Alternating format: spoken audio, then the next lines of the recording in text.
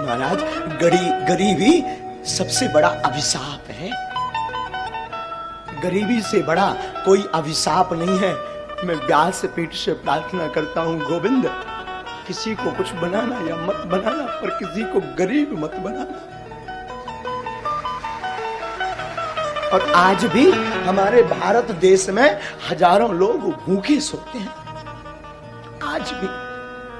आज भी बेचारे भूखे सोते हैं। हमारे देश में आज भी भूखे सोते हैं। श्रीमान, हमारा निजी अनुभव है, हम किसी की बात नहीं कहते, हमारा निजी अनुभव है कि जब 2 रुपया ना हो ना तो कोई पूछता नहीं है, और कोई उधार नहीं देता। इसलिए नहीं देता क्योंकि ये चुका नहीं पाएगा। बड़े लोगों को ही उधारी मिलती है, गरीबों का तो सिर्फ परमात्मा होता है।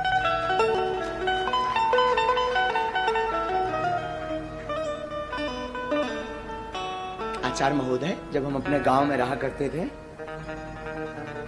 तो हम अपने गांव में भीख मांगते थे। 8 साल तक हमने भीख मांगी। और एक बार की घटना बहुत झंझोर थी, चूंकि पर वो रह नहीं पाते मुझसे कहे बिना। बचपन में हमारी अवस्था जब 9 साल की थी तो हमें वृंदावन जाना था पढ़ने के लिए। हमारे पिताजी कुछ करते नहीं थे, गांव के हम ब्राह्मण थे, तो भीख मांग करके हम अपना जीवन चलाते थे पूरे परिवार का। और वृंदावन जाने के लिए हमारे पास उस वक्त 1000 रुपए किराया ना रहे।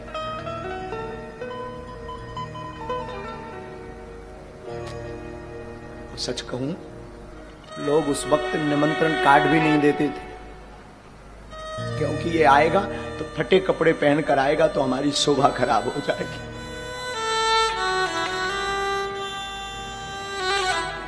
श्रीमान, 2000 रुपया किराया नहीं मिला था हमें वृंदावन जाने के लिए, क्योंकि लोग इसलिए नहीं देते थे क्योंकि ये चुका नहीं पाएंगे। हमारी माँ ने हमेशा इस दास को जीना सिखाया। माँ और हमारे गुरुदेव कहा करते थे, बेटा जगत साथ दे या ना दे, पर गोविंद के सहारे तुम डटे रहना, गोविंद सहारा जरूर देंगे। और आज हनुमान जी ने ऐसा हाथ पकड़ा, आज हनुमान जी ने ऐसा हाथ पकड़ा कि जो लोग कल किराया नहीं देते थे वही लोग आज टोकन लेने की लाइन में खड़े 6-6 महीना। और बड़ी बात, जिस वृंदावन में हमें कथा सीखने जाना था उसी वृंदावन में हनुमान जी ने बास दे दिया, आश्रम बनवाना शुरू कर दिया। मैं व्यासपीठ से प्रार्थना करूं, तुम बड़े आदमी के घर पर जा पाना या मत जा पाना, पर जिसका कोई ना हो, अगर उसके घर पर दिवाली हो, महोत्सव हो, शादी हो, दुख हो, तो मेरी प्रार्थना है उसके घर तुम जरूर जाना।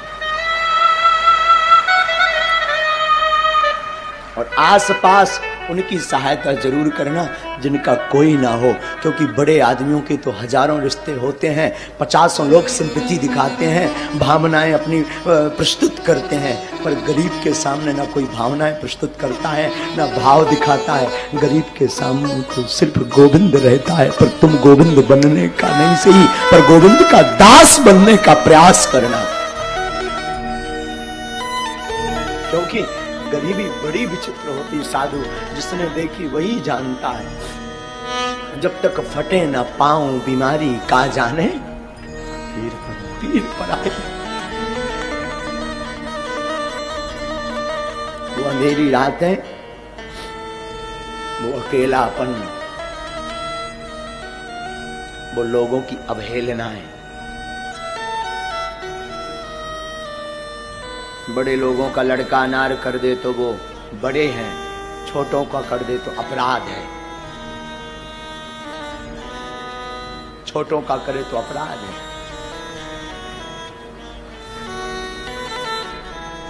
बड़े लोग फटे कपड़े पहने तो ये फैशन,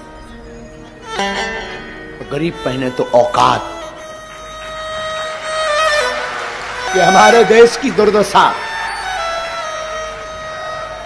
बड़ा आदमी जमीन पर बैठे, बड़ा आदमी जमीन पर बैठे तो बड़े हृदय दिल का, और गरीब बैठे तो ये उसकी औकात।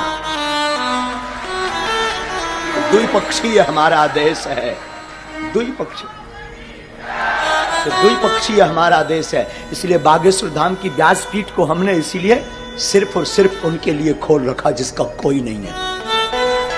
और हम हमेशा बोलते हैं हमारे तन में जब तक प्राण रहेंगे, हमारे तन में, तब तक भागवत से या धाम बागेश्वर धाम पर दरबार जो लगता है उससे जो भी चढ़ोतरी आती है, हम कहते आपकी बेटियां आपको बोझ नहीं बनेगी, बेझिझक हमारे धाम आ जाना, पूरे विवाह का खर्चा बागेश्वर धाम देगा। तो कोई सहारा दे या ना दे, तुम आ जाना बेझिझक। हमारे हनुमान जी बाप का घर है बागेश्वर धाम, बेझिझक आना।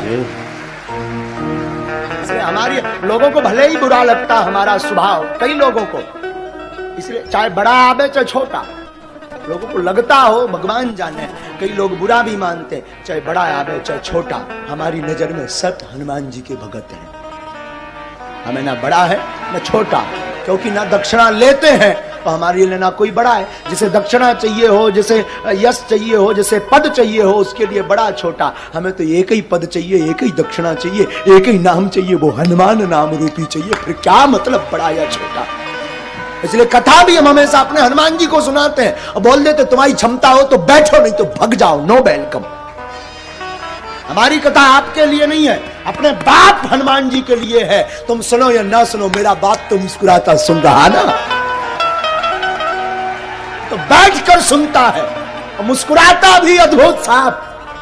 वो तो खड़ा खड़ा मुस्कुराता रहता और सुनता है कथा को। तुम क्या सुनोगे और आप दक्षिणा भी क्या दोगे? दुनिया खुद भिखारी है, वो क्या दक्षिणा चुकाएगी? अंतर इतना है, गरीब मंदिर के बाहर भीख मांगता, अमीर भीतर जाकर भीख मांगता, भिखारी दोनों है। जगत खुद भिखारी है, तो क्या आपको देगा? मैं प्रार्थना करूं संसार के लोगों से आशा मत करना, आशा करना तो सिर्फ गोविंद से करना। जगत तभी आपको साथ देगा जब आपके अंदर होते के धोते होंगे। कुछ नहीं होगा, जगत साथ नहीं देगा, क्योंकि सब भिखारी हैं। अंतर इतना, कोई बाहर भीख मांगता लाज लज्जा छोड़कर, और कोई जो है पर्दा के अंदर भीख मांगता, भीख दोनों मांगते हैं। मैं प्रार्थना करूं, बुरा जरूर लगेगा मेरी बात का, और लगे तो हमें कौन थाली या परसन जाने, करिया मो कराओ। लगे भी बुरा तो मुझे कोई व्यास पीठ ही अगर सत्य नहीं बोलेगी तो कौन सत्य बोलेगा। आजकल मंदिरों में भी वीआईपी सुविधाएं हो गई हैं, गुरुओं के पास भी वीआईपी सुविधाएं हो गई। मैं प्रार्थना करना चाहता हूं, सब उंगलियां एक सी नहीं होती, ये बात ठीक है, पर उनके लिए जरूर कुछ बनो जिनका कोई नहीं, जो 2 रुपया चढ़ा नहीं सकते, उनका जरूर बनो, उनका जरूर बनो। और एक घड़ी बड़े आदमी का, प्रतिष्ठित आदमी का आप निबता छोड़ देना, उसको सहयोग देना छोड़ देना, उसके साथ खड़े होना छोड़ देना। पर मैं प्रार्थना करूं, I request all of you, उस गरीब का साथ देना मत छोड़ना जिसका कोई ना हो।